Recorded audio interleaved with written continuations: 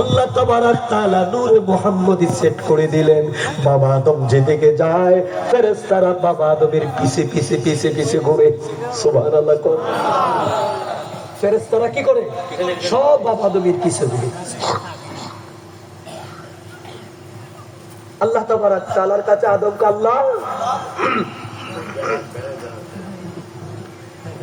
তোমার ফেরেশতারা আমার পিছে পিছে এভাবে ঘুরে আসে সামনে,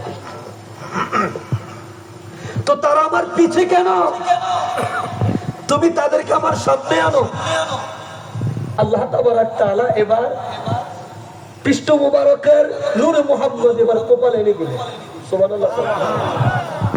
এবার ফেরেশতারা বাবা আদম আলাইহিস সালাতু ওয়াস সালামের সামনে কপালের দিকে তাকায়া তাকায়া ইউসাল্লুনা আলান নবী, নবীজির দুরূদ শরীফ পড়ে।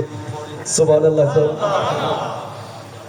আদমকে আল্লাহ আরেক জায়গায় বললাম, এরা সব আমার কপালের দিকে তাকিয়ে আছে। আল্লাহ তারা কি চায়? আমার আল্লাহ আদম রে, তোমার কপালের মধ্যে আমি আল্লাহ নূরে মুহাম্মাদি সেট করে দিয়েছি। ওই নূরে